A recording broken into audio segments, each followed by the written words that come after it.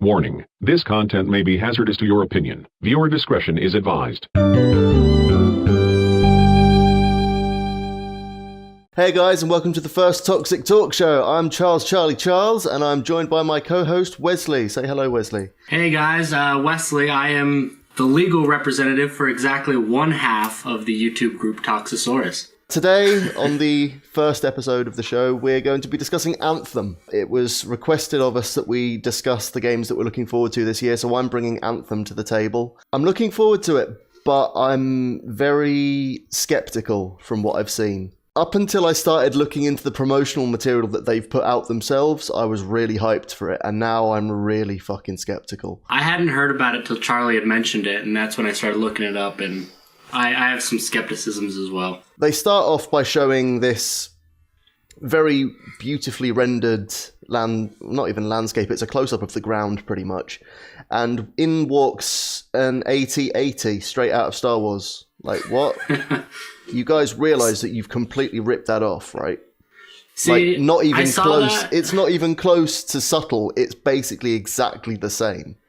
I saw that, but right before that I saw that it was EA, so I was like, well, EA made Battlefield, so I can kind of see it. It just fills me with worry already. That was the very first thing, and it was just like, oh my god, already? Yeah, and I don't know, me, I'm kind of, the second EA puts out a title, I'm kind of worried anyway, just right out of the gate. Yeah, and then moving on from there, you have their Colossus mech looking and moving kind of like the power armor from Fallout 4. Yeah, that's just what I was about to bring up, actually. So we get taken inside this Strider. That's what the AT-AT thing is called.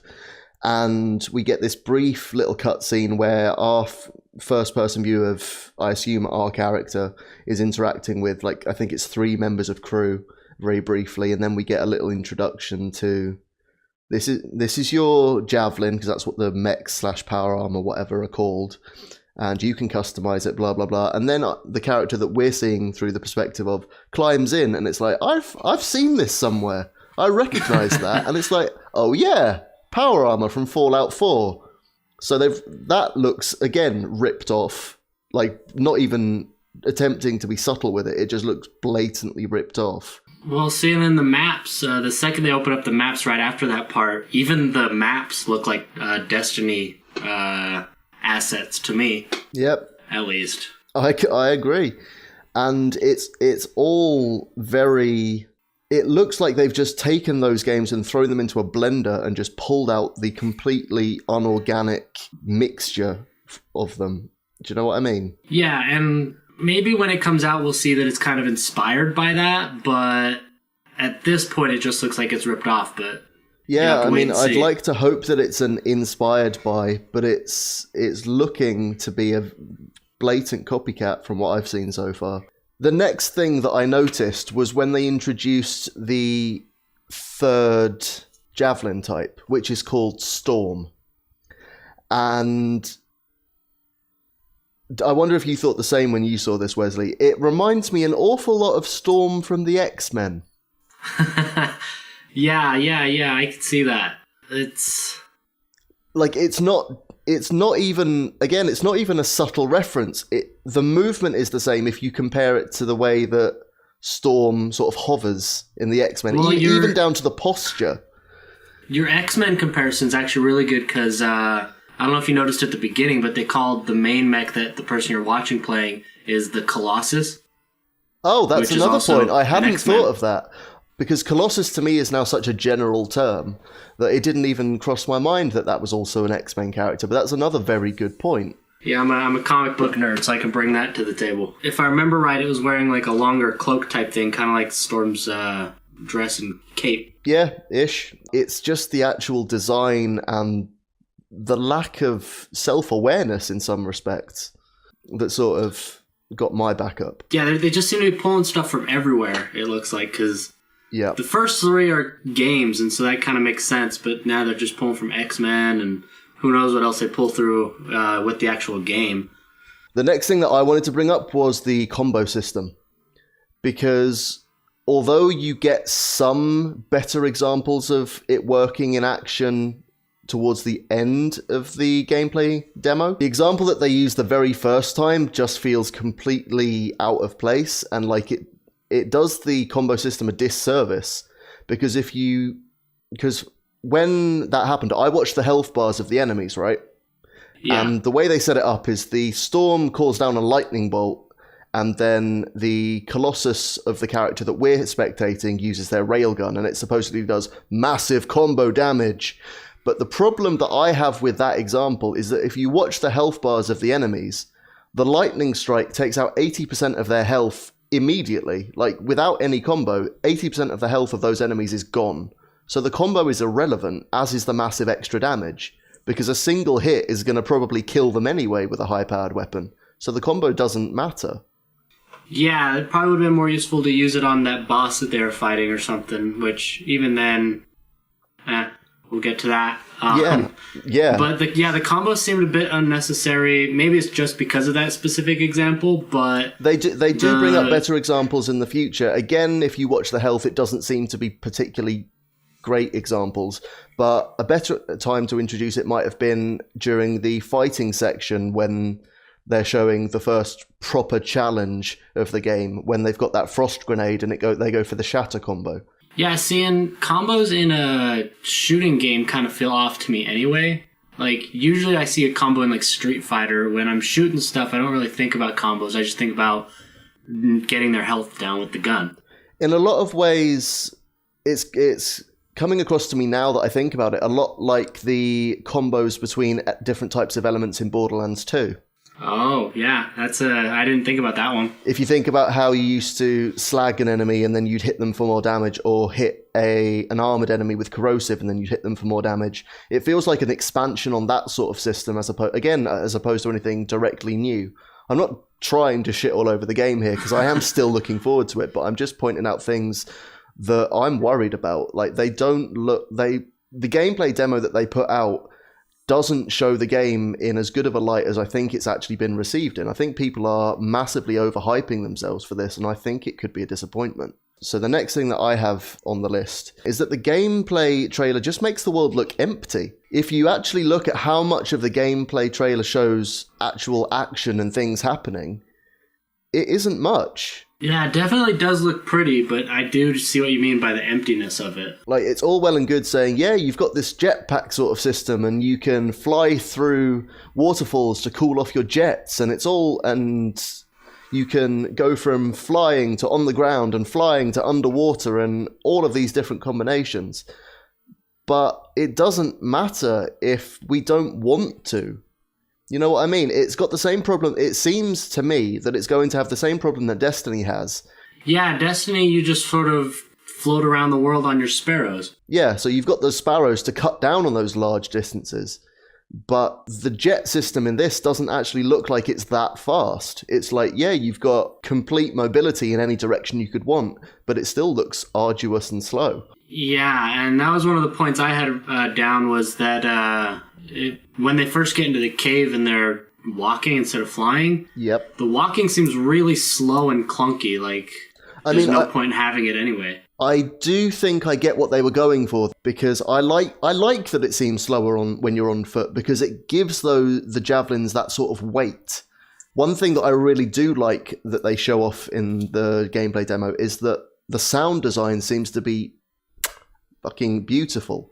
Like, with every step you take, you can feel the weight of that Colossus as it's moving through those stone caverns.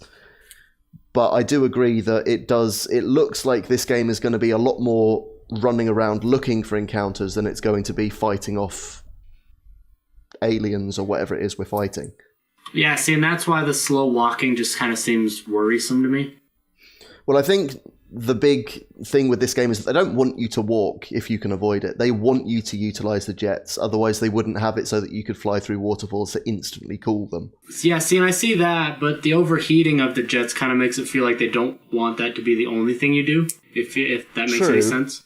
It does and it doesn't. I think for me, it's more a case that I think that's a sort of decision that they've put in for maybe higher tier play, where they want you to have to think tactically with your boosters later on. And obviously they can't just introduce that once you hit max level. Like, surprise, bitch, now your stuff overheats. Like, no. Okay, yeah, that's a good point. I could see that. Have to see how it works out later game. If you imagine, for example, the Titan thing that they fly past and go, oh, that's too powerful, we won't look at that now. I imagine that sort of encounter is going to be, you have to fly around it to hit its weak spots. So they want you to sort of not be able to fly infinitely. You'll have to sort of think strategically with who boosts where and when in order to make the most of it. That'd be a really cool choice. I hope that they do make something like that with it. Exactly. If they've gone for that and it's on purpose, I completely support them in that choice. But I do think that the world might be a bit too open and it might suffer from sort of just cause syndrome, where you are just traveling for ages and ages and ages looking for something that's actually interesting. I'm really worried about, as I've mentioned already several times, I'm really worried about this game in general. But with EA developing it, I think we have a lot of things to worry about. I don't think they'll rein themselves in on DLC. I don't think they're going to rein themselves in on loot boxes. And that brings me sort of on to a point that I haven't got written down, but is a point that I've come across fairly recently as I watched the Gear and Progression gameplay live stream that the developers put out on the 13th of December. And it doesn't fill me with hope, because what they're saying is that loot will mostly be from random drops. They're not saying if it's going to be in a sort of engram form, the way it is in Destiny, but I wouldn't put it past them. You can craft things. However, they've also said that there's no trading in this game. Oh, that sucks. They've said that there's no trading. So what is the point of crafting? If I get a recipe and it's a recipe for something I don't want, but my friend wants it, I can't then make that item and give it to them. I'm stuck with a useless recipe that I'm never going to want to use. They haven't said if there's going to be sort of infra-character trading, so like characters on the same account can trade through like a bank. They haven't said if that's going to be the case. Yeah, hopefully they either backtrack on no trading with friends or add that, because let's say I'm a Colossus main and then I find something really cool for Storm or something. Yeah, it's the exact same problem that Destiny had. If you mained a specific class and you got loot that wasn't for your class, well, I guess you need to roll up one of that class now to make the most of that loot, which wasn't a problem for people who put hours and hours and hours into the game like I did back in the day and had one of every class at the max level. But not everyone wants to do that. And for good reason. Me, for instance. Yeah, understandably so. A lot of people just want to play one way and be happy with that. But the loot gets even worse. Weapons come with stat bonuses. Oh, kind of like the armor in Destiny? Yes. I think. Except for the fact that they've said in this Gear and Progression gameplay livestream that those stat bonuses are RNG.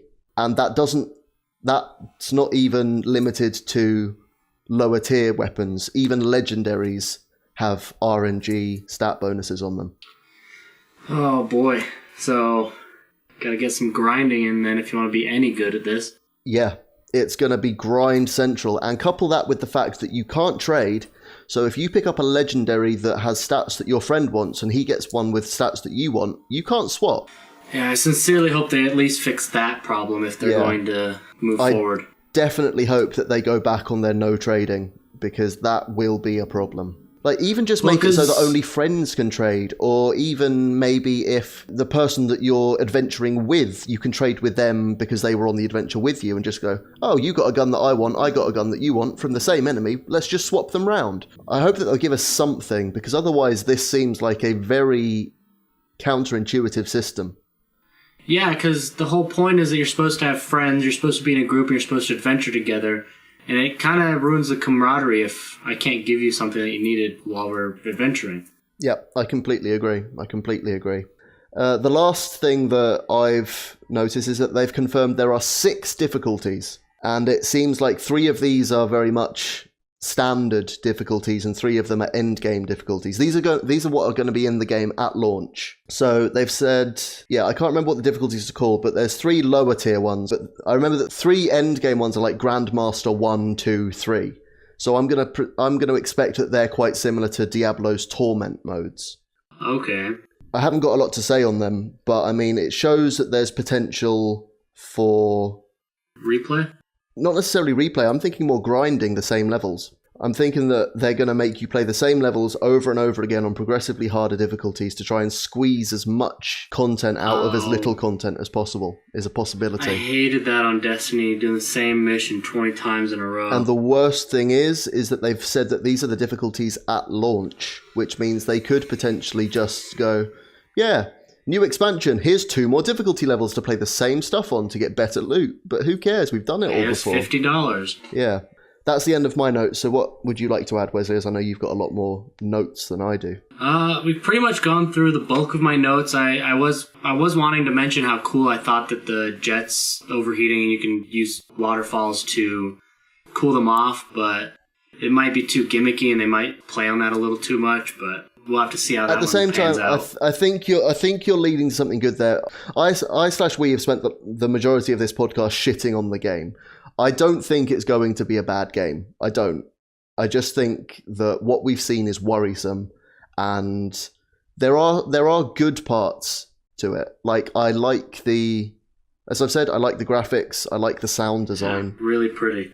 I just think it looks uninspired, and I think that's its biggest problem. And I think people should temper their expectations. Yeah, don't hype it too much. I don't think this is going to set the gaming world on fire the way that a lot of people think it might. And then the last thing that I really wanted to talk about was just the boss, really, because it didn't seem like, because they're talking about the weak points on it, but it didn't seem to be doing that much more damage. Yes, and so it just seemed like a grind. The bullet sponge on that boss, you make an extremely good point. That boss, with 4 of them firing on it, was taking pathetic little damage. And they were aiming at its weak spots. Yeah, even after they burst one of the weak spots, which means one of the weak spots was gone, the boss's health still hadn't dropped below the first bar. Yeah. Like, is this meant to be a boss for 4 people, or is this a raid boss? Because if it's a boss designed for 20 people, then fair enough. Yeah, and that's not even mentioning that after they started dealing some good damage to it, the boss just up and runs away. What did he have, like 8, 10 health bars? Something ridiculous like that, yeah. And they only took out like 1, maybe 1.5 by the end of the trailer. I think it was 1.5 by the end of the trailer, yeah. One other thing that makes reminds me of is when they talk about the Javelin's ultimate abilities. And we see that the Colossus, who we're spectating, pulls out their pathetically weak ultimate attack and uses it. Oh, yeah. The ultimate attack does something about like 1,200 or 1,300 on a hit, but then you compare that to the legendary multi-mortar that they've got on their back that does 3 times the damage that they do with a single hit from their ultimate. 3 times that per hit, and they fire about 6 or 8 shells from that multi-mortar. It's like, is legendary loot going to be that unbalanced against our class abilities that it makes our class abilities pointless? Because if it is, that's a huge talking point and needs to be addressed. And I had one last thing. I didn't have it written down, but I figured it was worth mentioning. They pull up to this hut for the enemy team, and they're trying to show that you can sneak past them or whatever. And they just blow it the fuck up. Yeah, they just straight up blow it to smithereens. I feel like that was a wasted opportunity, but they were trying to show you that there are multiple paths to be had, although all they show in this game is shots and destruction, and they don't show any stealth. I don't think there's going to be stealth in this game. I honestly don't think there'll be any stealth in this game. The Ranger, maybe. But at the same time, if you're trying to play with friends, how likely is it you're going to have a full squad of Rangers? That's true, because I'll tell you one thing, if I get this game, I'm going to be a Colossus. Oh, I'll tell you one other thing that annoyed me, right? When they're showing off what the Colossus can do and they come up to the mines. Oh, yeah. It's like, you can blatantly see there's a mine there. Just shoot it, trigger it from a distance, you'll be fine. Nah, I've got a shield, I'll run through it. Like, what the fuck is wrong with you? Why make it more difficult than it has to be? Yeah, they could have showed different ways of getting around the mines for sure. Not to mention the mines, they seemed to take a second to blow up, so they were blowing up behind the Colossus or next to it. I didn't notice that, but if that's true, I'll definitely try and highlight that in the video. But I think that brings us to the end of our Anthem discussion in any case. Seems like it to me. That's all my talking points. This has been the first episode of the Toxic Talk Show. I hope you enjoyed it. Let us know what you think in the comments. Get involved in the discussion. What do you think of what we brought up? Do you have any things that we didn't mention that you want to put out there and discuss?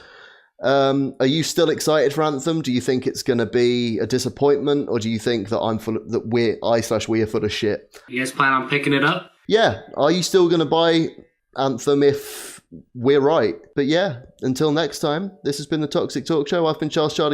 Wesley from Toxisoris. And we'll see you in the next episode, guys. Bye. Peace.